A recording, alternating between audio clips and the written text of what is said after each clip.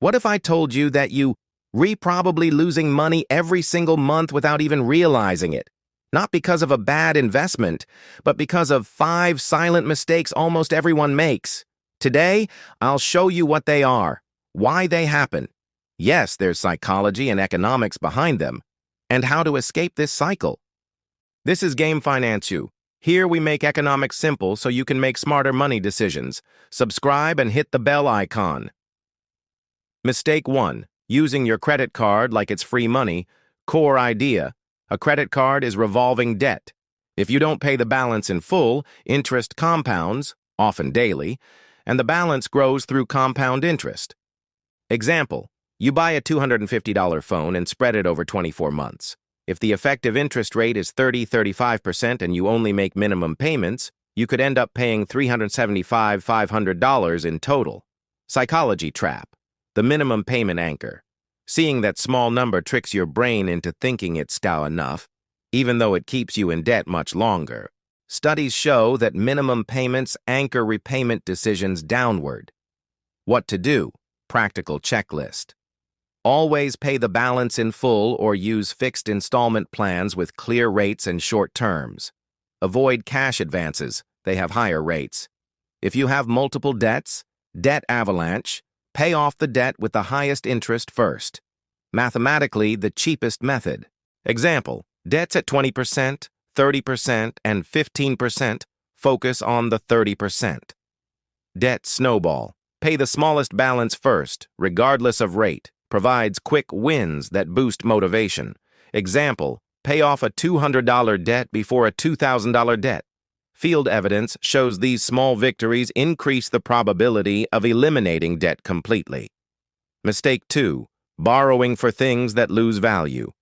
Core idea. Financing consumption, clothes, gadgets, parties, is driven by present bias, hyperbolic discounting. We overvalue today's pleasure and underestimate future costs. Example, buying a TV on installments with a credit card, double cost, paying interest on something that loses value fast. Antidotes. 48-hour rule before buying. Psychological basis. It cools down the impulse and activates rational thinking, prefrontal cortex, instead of emotions, amygdala. Evidence. Consumer studies show up to 80% of impulse purchases lose appeal after 48 hours. How to apply. Write down the item, wait 48 hours, then ask, do I really need it? Does it fit my budget? Will it bring long-term value? Mental envelope savings, goal-based saving. Nobel laureate Richard Thaler showed that mental accounting boosts discipline. Example, instead of I'll save, say, this money is for my trip. Labeling the savings creates a mental lock that makes it harder to spend on other things. If you must finance, use debt for assets or human capital, education, certifications, productive tools. Mistake 3. Not investing, letting cash sit idle. Core idea. With inflation, cash loses purchasing power every year. Checking accounts yield near zero. Example, with 10% inflation, $1,000 buys what $900 used to by year end. Theory. Holding too much cash long-term means a real loss and poor capital allocation. What to do? Build an emergency fund first, then invest. CDs, mutual funds, ETFs. Don't chase the hot stock. Diversify. Mistake 4. Not having an emergency fund. Core idea.